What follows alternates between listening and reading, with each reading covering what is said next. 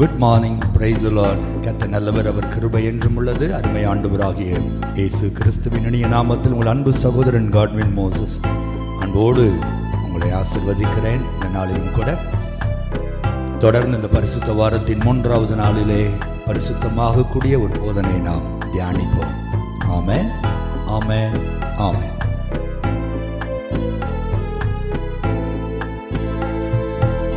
சத்திய வேதம் பக்தரின் கீதம், சுத்தர்கள் போகும் பாதையின் தீபம், உத்தம மார்க்கம் காட்டும் சத்திய வேதம். எத்தனை துன்பம் துயரம் வந்தும் பக்தனை தேற்றிடும் ஔஷதம். எத்தனை துன்பம் துயரம் வந்தும் பக்தனை தேற்றிடும் ஔஷதம் சத்திய வேதம்.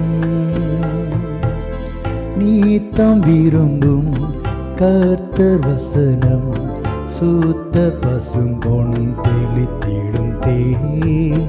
நீத்தம் விரும்பும் கர்த்தர் வசனம், சுத்த பசும் பொன் தெளித்திடும் தேன்.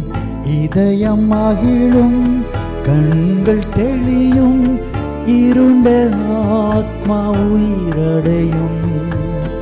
இதயம் மகிழும், கண்கள் தெளியும், இருண்ட ஆத்மா உயிரடையும் சத்திய வேதம். சத்திய வேதம் பக்தரின் கீதம், சுத்தர்கள் போகும் பாதையில் தீபம், உத்தம மார்க்கம் காட்டும் சத்திய வேதம். தேவனுடைய பிள்ளைகளே, நம்மை பரிசுத்தமாக்கக்கூடிய முதல் காரியம் இயேசுவின் இரத்தம், 2வது காரியம் ஜெபம், 3வது காரியம் வேத வசனங்கள். வேத வசனத்தினாலே நாம் பரிசுத்தமாக்கப்படுகிறோம் என்று வேதம் நமக்கு சொல்லுகிறது. யோவான் 17:17 நீங்கள் வாசிக்கும் போது, சத்தியத்தால் நாம் பரிசுத்தமாகிறோம். ஆண்டவருடைய வார்த்தைக்கு வல்லமை உண்டு. கர்த்தருடைய வசனத்தை குறித்து நாம் வேதத்தில் வாசிக்கும் போது, வாலிபன் தன் வழி எதனால் சுத்தம் பண்ணுவான்?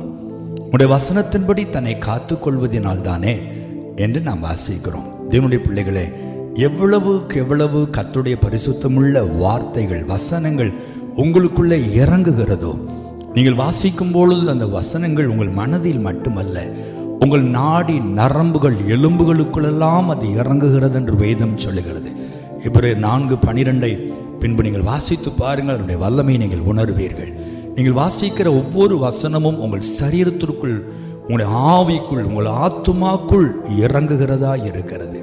எவ்வளவுக்கு எவ்வளவு இந்த பரிசுத்த வசனங்களை நீங்கள் வாசிக்கிறீர்களோ, எவ்வளவுக்கு எவ்வளவு அந்த வசனங்களை உங்கள் இருதயத்தில் ஆழமாய் நீங்கள் பதித்து கொள்ளுகிறீர்களோ, அவ்வளவாய் அந்த வசனங்கள் உங்களை பரிசுத்தமாய் காத்து கொள்ளும் என்பதிலே சந்தேகமே இல்லை. பிரியமானவர்களே, நாம் வழி தவறி நடக்கும்போது, வழி தவறி ஆண்டவருக்கு விரோதமாய் போகும்போதெல்லாம் அந்த வசனங்கள் தான் நம்ம எச்சரிக்கிறது.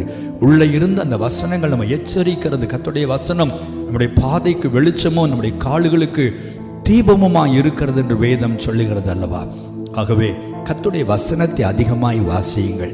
நீங்கள் பரிசுத்தமாக ஆகும்படி ஆண்டவருடைய வசனம் உங்களை சுத்திகரித்து கொண்டே இருக்கும். ஒரு டம்ளரில் அழுக்கு இருக்கிறது என்று வைத்துக் கொள்வோம். ஒரு அழுக்கு டம்ளரை 2 விதங்களில் கழுவலாம். ஒன்று, அந்த டேப்பை ஓப்பன் பண்ணி அந்த தண்ணியை பிடித்து உள்ளே உங்கள் விரல்களை விட்டு அந்த டம்ளரை உங்களால் கழுவ முடியும்.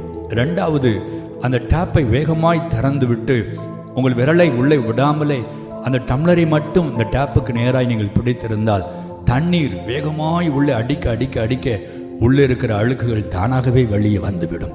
அப்படித்தான் ஆண்டவருடைய வசனங்களை நீங்கள் அதிகமாய் உள்ளே வசனங்களை தியானிக்க தியானிக்க தியானிக்க அந்த வசனமே உங்களை பரிசுத்தமாக்கும் என்று வேதம் சொல்லுகிறது. அல்லேலூயா. கர்த்தருடைய வார்த்தைக்கு முக்கியத்துவத்தை கொடுங்கள். வேதத்தை அதிகாலையில் முழங்காலில் நின்று வாசியுங்கள். நேரம் கிடைக்கும் போதெல்லாம் வேதத்தை தியானியுங்கள். என் அன்பு வாலிப தம்பி தங்கச்சி, நீ எங்கே போனாலும் உன் கையில் எப்பொழுதும் மொபைல் இருக்கிறது அல்லவா?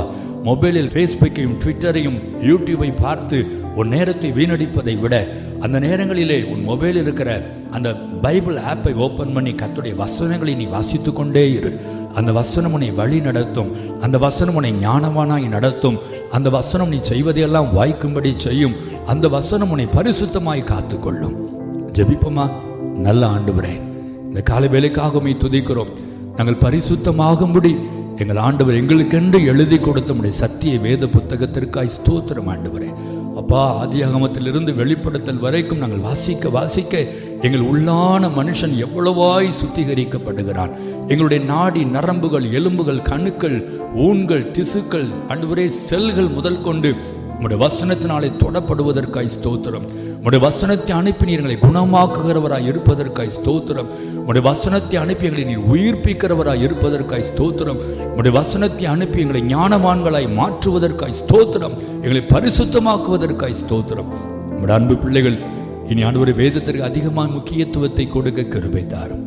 நேரம் கிடைக்கும் போதெல்லாம் வேதத்தை அதிகமாய் வாசித்து தங்களை பரிசுத்தப்படுத்தும் வருகைக்கு ஆயத்தப்படுத்திக் கொள்ள கர்த்தர் உதவி செய்வீராக.